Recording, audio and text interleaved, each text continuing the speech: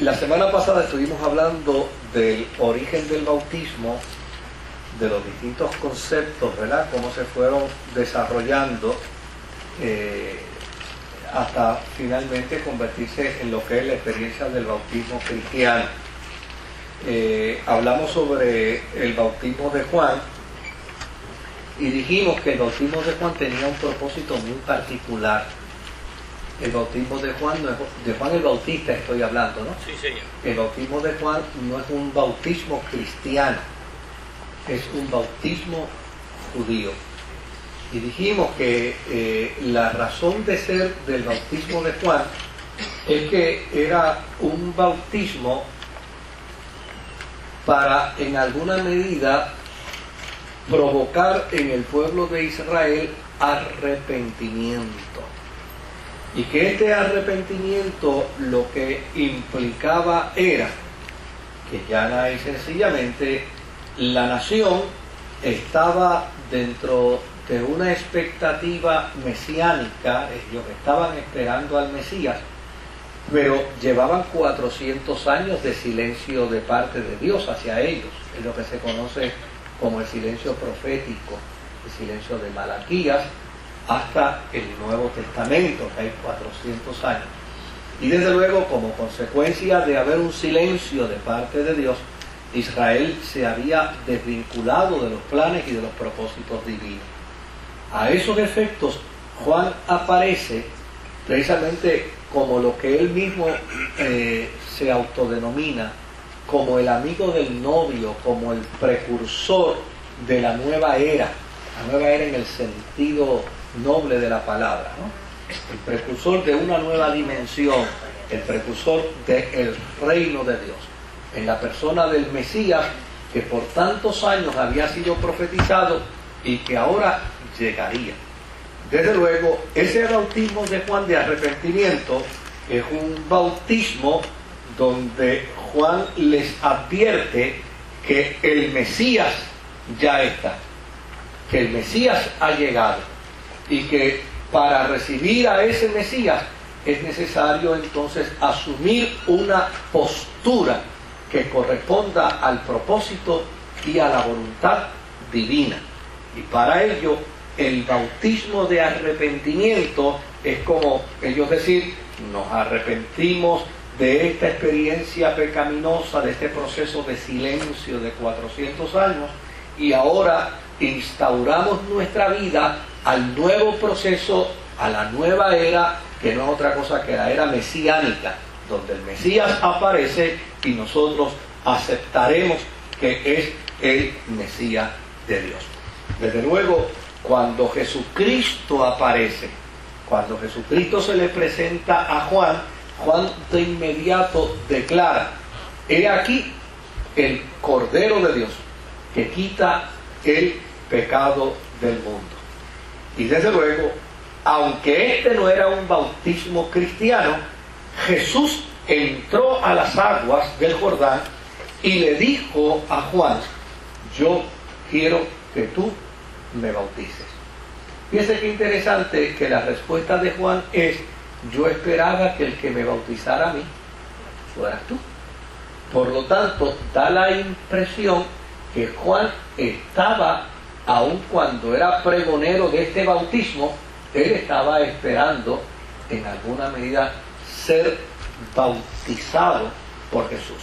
Pero Jesús le responde que es necesario que Juan le bautice para cumplir toda justicia conforme a lo que estaba profetizado.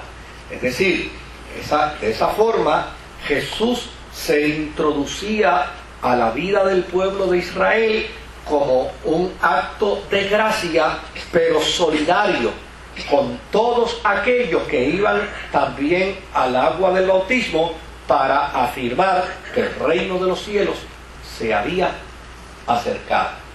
Hay un texto bíblico que dice: a los suyos vino, los suyos no le recibieron, pero a los que le recibieron les dio potestad de ser hechos hijos de Dios. Por lo tanto, cuando se analiza el bautismo, la semana pasada dijimos, y esto es importante repasarlo, ¿verdad? dijimos que el bautismo no es otra cosa que la entrada o la recepción al terreno cristiano. Eso es lo que significa el bautismo. Cuando yo me hago cristiano, yo confieso a Jesucristo como Señor y Salvador de mi vida, desde luego yo hago una declaración mediante la fe.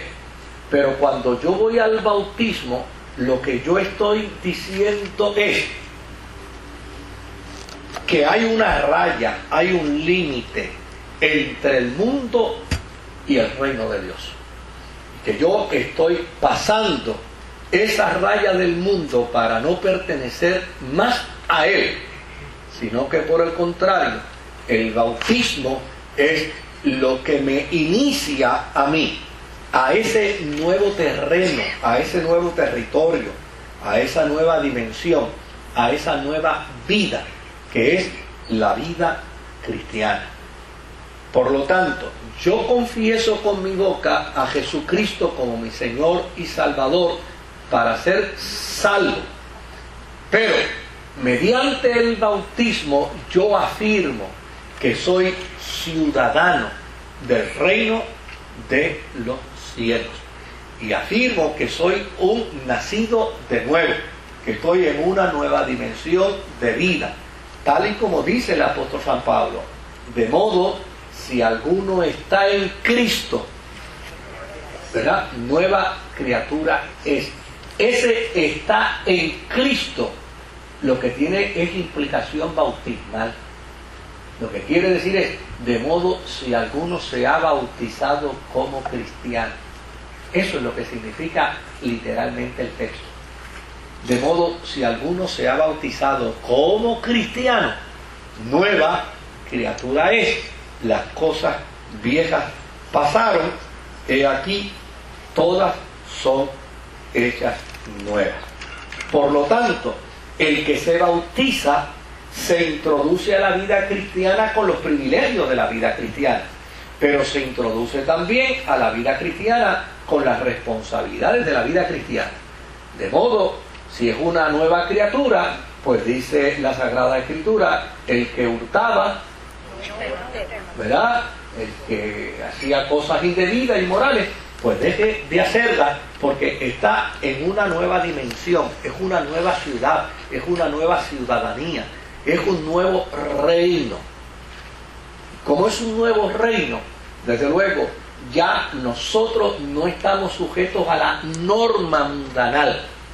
Ahora estamos sujetos a la regla divina. Ahora, ¿qué era lo que se planteaba en el bautismo? Como, por ejemplo, cuando Pedro le predicó el primer sermón el día de Pentecostés. Pues desde luego hay gente que toma el sermón de Pedro en Pentecostés y toman ese sermón y lo pretenden aplicar a la vida de los gentiles. Y como pretenden aplicarlo a la vida de los gentiles, entonces infieren que primero hay que arrepentirse y que bautizarse para ser salvo. Porque si la persona no se arrepiente y se bautiza, con arrepentirse no es suficiente.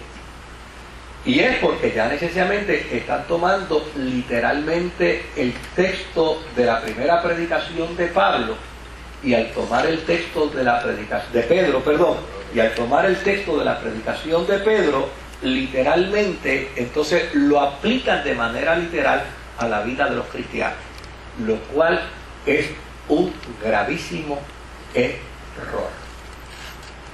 ¿Por qué razón?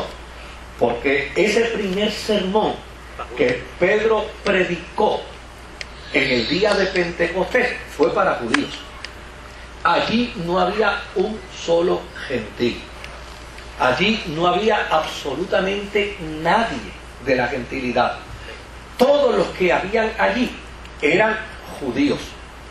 Aproximadamente se convirtieron ese día 3.000 judíos. Pero todos los que allí estaban eran judíos. Por lo tanto, a esa comunidad de judíos que está escuchando el sermón de Pedro, Pedro primero los manda a arrepentirse.